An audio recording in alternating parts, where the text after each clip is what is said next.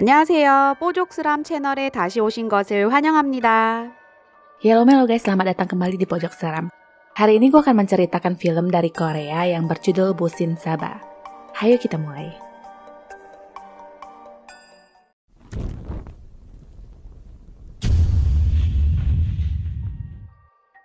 Yunjin seorang siswi yang mengaku bisa memanggil arwah.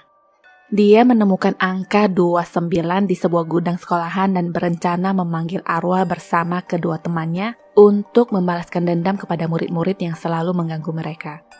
Aturan mainnya adalah mereka dilarang membuka mata apapun yang terjadi. Ritual pun dimulai dengan memanggil nama Busin Saba untuk hadir dan mengutuk para murid yang nama-namanya sudah tertulis di kertas. Langit berubah menjadi merah. Pena yang dipakai itu pun bergerak dan mencoret kertas. Tangan berkuku panjang itu menandakan kehadirannya. Yunjin membuka mata dan kaget melihat ada tangan lain yang memegang tangan mereka. Tangan itu bergerak lewat jepitan ketek salah satu dari temannya. Setelah dia melihat ke samping, kini dia berteriak histeris melihat penampakan hantu tersebut.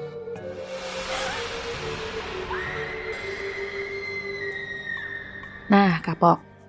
Keesokan harinya seorang murid bernama Hyeji ditemukan sudah menjadi mayat gosong. Pihak polisi pun sudah dihadirkan dan mengidentifikasi korban yang membakar dirinya sendiri.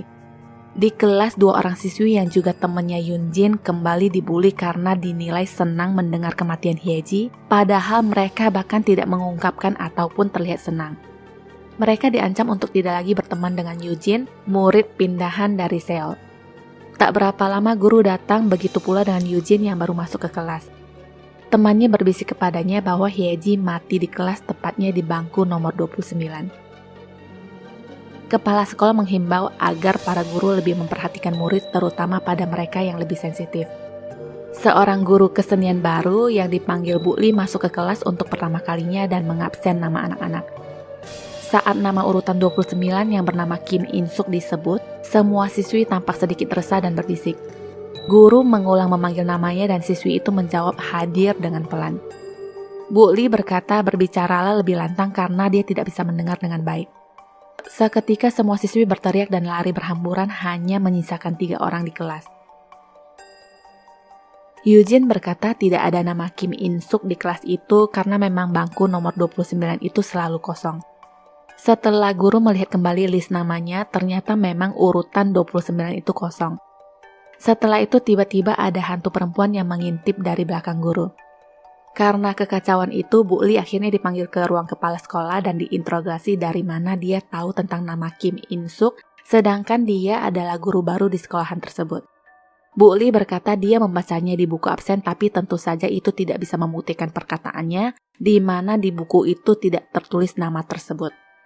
Hal ini akhirnya dianggap kesalahan sepele dan kepala sekolah hanya mengingatkan untuk melanjutkan pelajaran berikutnya. Di tempat lain, Yunjin mengatakan kutukan itu sudah dimulai dan mengingatkan teman-temannya untuk tidak memberitahu siapapun tentang rahasia mereka hari itu. Jika tidak, kutukan itu akan berbalik kepada mereka. Di sana mereka dihadang dan diganggu lagi seperti biasa oleh siswi-siswi sekolahan. Hal yang membuat Yunjin semakin dendam dengan mereka. Cerita loncat ke Bu Li. Dia menanyakan tentang bangku 29 pada Pak Han. Menurut informasi itu adalah meja siswi yang bernama Kim In-suk 30 tahun yang lalu. Menurut Han itu hanyalah cerita hantu yang ada di setiap sekolahan. Dia sendiri sedikit tahu tentang cerita tersebut karena ayahnya adalah guru di sekolahan mereka saat itu. Han sendiri juga dipaksa ayahnya untuk pindah kembali dari Seoul. Ceritanya hal-hal buruk mulai terjadi di saat Kim In-suk dan ibunya pindah ke kota mereka. Cerita itu terhenti ketika ada seorang gadis yang bernama Hokyeong menghampiri mereka. Hokyeong adalah teman Han yang mempunyai kekuatan istimewa yang bisa meramal, juga pemilik dari tempat yang mereka datangi tersebut. Acara kencan pun bubar ketika Pak Han ingin mengetahui tentang Bu Li. Bu Li memilih untuk pergi daripada menceritakan tentang dirinya. Di tempat lain, seorang kakek kaget setelah menemukan mayat seorang gadis yang lagi-lagi terbakar.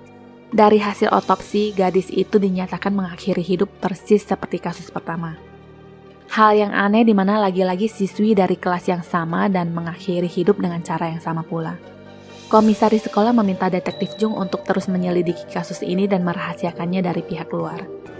Cerita kembali ke Han. Dia duduk di bangku siswi dan sekilas merasa ada yang memegang pergelangan kakinya.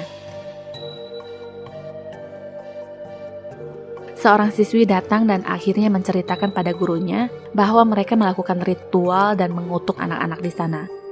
Han berkata kematian mereka tidak ada hubungannya dan bukan salah mereka. Siswi itu tetap berpikir itu ada hubungannya dan meminta gurunya untuk menghentikannya karena masih ada 2 nama yang tertulis di kertas. Cerita loncat ke Bu Li. Dia terlihat menemukan sebuah kotak dengan cermin di dalamnya dan melihat Eugene dari cermin tersebut. Entah alasan apa, Eugene tampak mengikuti dan memperhatikan gerak-gerik Bu Li. Dia langsung kabur setelah ke gap. Di tengah jalan, dia bertemu lagi dengan para biang kerok.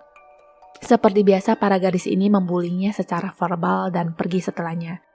Sepulangnya di rumah, Eugene dimarahi ibunya karena pulang larut malam. Begitu juga malam-malam sebelumnya, bahkan dia pulang tengah malam dan sewaktu ayahnya menelpon, Eugene menjawab bukan urusanmu. Tapi anehnya Eugene tidak mengingat apa yang terjadi seakan memang tidak pernah mengalaminya.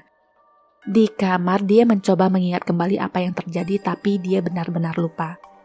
Malamnya dia malah bermimpi tentang hantu wanita yang ada di ruangan kelas. Cerita kembali ke Bu Li.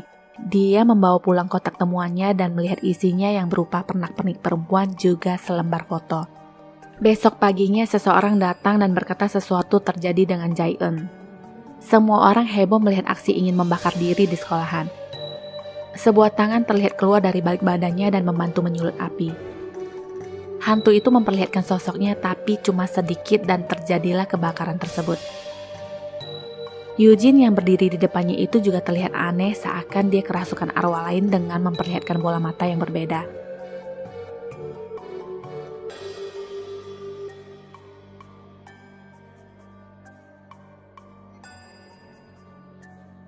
Setelah itu Eugene pun diinterogasi oleh detektif Jung kenapa dia bisa berada di sana bersama Jae-eun.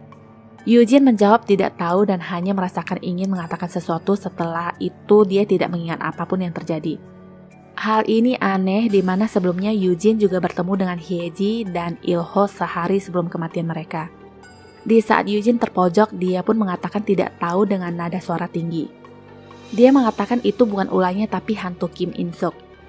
Malamnya di tempat Sojong yang adalah salah satu orang yang suka membuli Eugene, dia seperti mendengar ada suara yang memanggilnya. Setelah dia membuka jendela ternyata Eugene. Dia menyuruh Sojong untuk keluar menemuinya tapi Sojong menolak dan berkata akan membulinya besok pagi di sekolahan. Gak taunya Sojong berkemas dan ingin minggat dari rumah karena merasa takut. Di saat dia berlari sampai ke perbatasan desa, Sojong menurunkan kresek berisikan baju dan berkata dia tidak akan kembali lagi ke desa yang kacau itu. Di saat dia akan mengangkat kembali kreseknya, keanehan terjadi di mana kresek itu terasa berat. Saat dibuka ada tangan yang mengarah kepadanya. Sekarang tidak hanya tangan, tapi hantu wanita yang merangkak keluar dan menahan kakinya. Seketika truk datang dan menabraknya. Karena banyak kejadian yang terjadi, besoknya murid-murid di sekolahan tampak mengelilingi Eugene dan ingin melakukan hal jahat kepadanya. Beruntungnya, guru datang tepat waktu dan menyelamatkannya. Di ruang UKS, Eugene berkata dia merasa ada yang aneh dengannya. Apa yang dia pikir akan terjadi dengan seseorang, maka itu akan terjadi dan sekarang dia merasa takut. Pak Han menghiburnya dengan mengatakan itu hanyalah perasaan bersalah dan kematian teman-teman yang lain itu tidak ada hubungannya dengannya. Eugene terus mengoceh dan ada satu kalimat yang tidak terselesaikan yang mengingatkan Pak Guru untuk tidak mendekati Bu Li karena saat itu bertepatan dengan kedatangannya. Bu Li menyampaikan pesan pada Pak Han bahwa Pak Park mencarinya. Saat Pak Han pergi, mereka ngobrol dan Eugene berkata dia melihat hantu itu berada di sekitaran Bu Li pada saat Bu Li memanggil nama Kim In-suk. Di hari berikutnya, Han menemui Ho Kyung untuk membicarakan tentang rumor Kim In-suk. Ho Kyung bercerita dulu di akhir hidup ayahnya, dia berpesan agar jangan pernah meninggalkan desa mereka apapun yang terjadi. Sempat juga ayahnya bercerita dulu ada seorang yang bernama Chun Hee dan putrinya In-suk adalah rahasia gelap dari desa ini. Orang-orang desa cenderung hidup dalam ketakutan karena ini dan Eugene kini memegang kunci dari rahasia tersebut. Di tempat lain terlihat beberapa orang juga membahas masalah yang sama. Komisaris sekolahan berencana mengusir Eugene jika benar dia adalah sebab untuk apa yang terjadi akhir-akhir ini. Cerita kembali ke Eugene. Dia bertanya pada ibunya apakah benar Kim In-suk sering diganggu sewaktu di sekolahan seperti dia karena dulu ibunya juga pernah sekelas dengan Kim In-suk. Ibunya tidak menjawab tapi menasihatinya apapun yang terjadi jangan pernah meninggalkan desa tersebut. Malamnya, Ibu Yujin mengingat kenangannya dulu bersama Kim In-suk. Saat itu In-suk tidak punya teman dan satu-satunya orang yang berbicara kepadanya adalah ibunya Yujin ini. Orang-orang menganggap In-suk itu adalah gadis yang berbeda dan aneh. Sekolah itu menjadi sekolah ke-6 In-suk di mana sebelumnya selalu diusir untuk sesuatu yang tidak jelas hanya karena dia berbeda dari orang-orang. Suatu hari sewaktu pemeriksaan kesehatan di sekolah, In-suk mulai gugup, tapi dia mencoba senormal mungkin dan membaca dengan jelas tabel angka dan huruf untuk pengetesan mata. Setelah itu petugas mengetesnya sekali lagi dan mata itu bahkan tidak bereaksi. Petugas lalu mengatakan dia mengalami glaukoma dan menyuruhnya untuk memeriksa ke rumah sakit. In-suk terlihat ketakutan dan sejak itulah pembulian pun dimulai dari tulisan, lisan, sampai fisik. Mereka menamainya perempuan setan yang mempunyai kekuatan penyihir. Saat diganggu itu, In-suk ngamuk dan menyerang salah satu murid sambil berkata, bukan hanya itu yang dia miliki. Dia bahkan bisa mengutuk dan melenyapkannya jika dia mau. In-suk tidak main-main dengan ucapannya. Di kelas, dia mempraktekkan itu pada Minji, teman yang membulinya tadi. Hanya dengan tatapan dan mulut komat kamit, Minji lalu mengakhiri hidup dengan menjatuhkan diri dari jendela. Kembali ke momen sekarang. Ibu Yunjin membuka pintu pembatas tangga dan melihat penampakan hantu di atas. Dia pun segera menuju ke kamar Yujin dan melihat Yujin yang ketakutan sambil berkata, "Jangan, aku takut." Ibu Yujin berjalan mendekatinya dan di saat dia menggenggam tangan Yujin, dia seperti melihat hantu In-suk. Hantu itu kini benar-benar memperlihatkan wujudnya yang keluar dari cermin, sedangkan anaknya sendiri juga seperti sedang dirasuki hantu lain. Mereka mengepung Ibu Yujin dan seketika mata Ibu Yujin berubah tidak kompak. Satu ke kiri dan satunya lagi ke kanan dan tidak tahu apa yang terjadi setelahnya. Besoknya, Yujin masuk ke sekolah seperti biasa. Yujin mengatakan pada Pak Guru bahwa ibunya sekarang sedang dirawat di rumah sakit di Seoul karena ada masalah dengan matanya. Setelah itu dia bersama Bu Li dan menggambar sesuatu sambil tertunduk. Bu Li mendekatinya dan tiba-tiba dia berkata, "Kau harus ingat." Kala itu Bu Li langsung merasa mual dan muntah. Setelah itu dia terlihat kesulitan bernafas dan pingsan. Han lalu membawa Yujin menemui Hokyong dan berkata dia kerasukan di sekolah. Hokyong menyuruhnya menceritakan tentang arwah itu dengan media hipnotis. Setelah hipnotis itu mulai bekerja, Hokyong seakan masuk ke dunia Yujin dan menyaksikan apa yang terjadi di hari-hari sebelumnya tentang kematian teman-temannya dulu. Hokyong kaget melihat dua penampakan kepala. Hantu itu melihat ke arahnya dan mempengaruhi Hokyong untuk melakukan pembakaran diri. Jang Wei-ke berdering dan menghentikan semuanya. Dari semua yang dia lihat, Hokyong tahu apa yang sebenarnya terjadi dan saat ini Yujin sedang melawan arwah In-suk. Itulah sebabnya In-suk belum sepenuhnya menguasai tubuh Yujin. Untuk menyudahi semuanya, Hokyong mengatakan harus mengetahui dulu bagaimana In-suk meninggal. Dia lalu memegang tangan Yujin dan berkata, "Aku akan membantumu. Kau sekarang adalah Kim In-suk, bukan?" Diceritakan kembali, dulu In-suk dikelilingi beberapa orang yang kepalanya tertutup sambil memegang obor. Mereka mengatai In-suk sebagai wanita jalang dan wanita setan. Walaupun kepala mereka tertutup, In-suk mengenali salah satu dari mereka adalah Jung Hee-soo lalu menyerangnya. Karena kalah jumlah, In-suk pun dibekap dengan plastik dan dibakar. Mengingat kejadian itu, tubuh Yujin pun bereaksi seperti In-suk yang terbakar. Sekilas In-suk memperlihatkan wajahnya yang terbakar yang penuh dengan dendam dan kemarahan. Setelah itu Yujin pun jatuh pingsan. Hokyong menceritakan penglihatan kepada Han. Tiba-tiba telepon masuk dari Bu Li yang meminta Han untuk menolongnya. Hanya itu dan telepon terputus. Han pun segera pergi ke rumahnya dan menemukan Bu Li yang sudah tergeletak di ranjang. Han membangunkannya dan menanyakan apa yang terjadi. Bu Li berkata jangan mendekatinya jika tidak ingin sesuatu yang buruk terjadi, tapi Bu Li malah menciumnya. Di sanalah terjadi icip-icip persahabatan di antara mereka. Besoknya Han dan ayahnya pergi ke suatu tempat yang merupakan rumah In-suk dan ibunya dulu. Ayahnya bercerita dulu ada tempat yang tidak pernah ditinggali dan suatu hari Chun-hee pindah ke sana bersama putrinya. Zaman itu pikiran mereka masih sempit dan tidak mau menerima orang luar. Mereka pun mencoba mengusir Chun-hee dan putrinya dengan alasan dokumen In-suk yang belum lengkap. Seiring berjalannya waktu, Pak Han berubah sikap karena Chun-hee. Jadi ceritanya malam itu Chunhee menemui Pak Han untuk meminta bantuan padanya agar dia dan putrinya bisa tinggal di desa tersebut, tentu saja dengan imbalan apapun tanpa terkecuali. Saat itu jangankan ikan laut, ikan asin yang sudah bulukan pun digarap sama Pak Han. Tapi sebenarnya ibu dari Insuk ini juga mengetahui apa yang diinginkan Pak Han dengan membaca pikirannya. Setelah semua terjadi, Pak Han baru sadar betapa menjijikannya dia yang telah mengambil kesempatan dari semua ini. Nah, saat kejadian di mana Insuk dibakar, Pak Han baru datang dan menanyakan siapa itu, lalu tiba-tiba warga berteriak ada kebakaran di rumah Chunhee. Itu adalah perbuatan para warga. Dalam kobaran api, Chunhee berjalan keluar sambil berkata, "Anak-anak kalian sudah menghabisi putriku." Komisaris Yun, kepala sekolah Kim, dan semua warga dikutuk oleh Chunhee. Kutukan itu berbunyi, "Jangan pernah meninggalkan desa ini jika kalian tetap ingin hidup." Cerita lanjut ke ruangan kesenian. Yujin memainkan ritual pemanggilan roh kembali. Arwah Insuk sekilas menampakkan diri. Yujin lalu mengambil sesuatu. Bu Li yang berada di tempat lain seperti mengalami firasat dengan sebuah gambaran di cermin dan segera pergi. Kembali ke Yujin. Dia menyuruh Insuk untuk pergi dari tubuhnya. Hantu Insuk menolak. Yujin pun sudah tidak tahan dan ingin mengakhiri hidup. Hantu itu berkata Yujin belum boleh mati dan masih harus melakukan sesuatu untuknya. Dia lalu mengeluarkan sesuatu yang menjijikan dari mulutnya dan langsung dihempaskan oleh Yujin. Yujin sudah bersiap untuk memotong nadi tapi akhirnya ketahan oleh Bu Li. Setelah kejadian itu, Bu Li pergi menemui Hokyong. Dia mengaku bisa merasakan sesuatu ada di sekitarannya. Dia tidak mengingat semuanya, tapi jika terjadi sesuatu, dia merasa seperti sedang dikendalikan.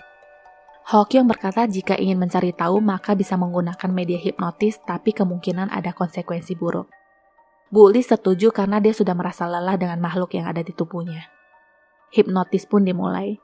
Dalam bawah sadarnya, dia melihat Yujin sedang menatapnya, tapi bukan Yujin. Itu adalah gadis yang pernah dia lihat di bangku kosong kelasnya. Gadis itu mengatakan dua kata, yaitu untuk mengingat. Tapi Bu Li tidak tahu apa maksudnya. Hokyong menyuruhnya untuk berusaha mengingat. Seorang gadis yang sudah lama bersama Bu Li yang terlihat menakutkan. Bu Li terus berkata jangan mendekatiku karena di alam mimpinya gadis itu berjalan mendekatinya dan dia pun terbangun dengan membawa rasa takut juga hantu itu ke dunia nyata. Setelah itu entah apa yang terjadi. Han datang ke rumah Hokyong dan menemukannya masih duduk syok. Setelah ditempeleng baru deh Hokyong sadar. Menurut apa yang dia dapat, Bu Li adalah reinkarnasi dari Chunhee. Chunhee mempunyai kekuatan yang sangat besar dan Insuk adalah seorang gadis buta tapi perilakunya seolah-olah bisa melihat. Itu semua karena ibunya Chunhee. Chunhee tidak pernah keluar dari rumah dan menjadi mata untuk Insuk di saat Insuk pergi ke sekolahan. Chunhee bisa melihat melalui mata Insuk dan membuat dia mengetahui keadaan sekeliling. Itulah kenapa di saat melihat Yujin, Hokyong merasa melihat Chunhee. Saat kejadian Insuk dulu, Chunhee yang sedang berada di rumah melihat apa yang terjadi dengan putrinya. Dia mencoba melindungi anaknya, makanya dia tidak bisa keluar rumah saat warga membakar rumahnya. Akhirnya dia sendiri mati terbakar. Tapi yang membingungkan di sini adalah di saat dia sekarat pun, Chunhee tetap memikirkan cara untuk menghidupkan anaknya kembali. Dia bertanya pada Han apakah sudah terjadi sesuatu antara dia dan Bu Li, tapi Han tidak mengaku. Cerita loncat ke Yujin yang masih ketakutan dan berkata kepada seseorang di depannya untuk tidak memanfaatkan dia untuk membalas dendam. Orang yang ada di depannya itu ternyata Bu Li dengan jati diri barunya. Bu Li menjawab tidak bisa karena kau adalah aku dan aku adalah kamu. Kembali ke Hokyong, di saat dia masih berpikir tentang kasus Chunhee, tirai terdengar bergerak dan hanya dalam satu tolehan Bu Li sudah di depan mata. Hokyong menutup matanya dan sosok di depannya itu menghilang, tapi tangannya tidak.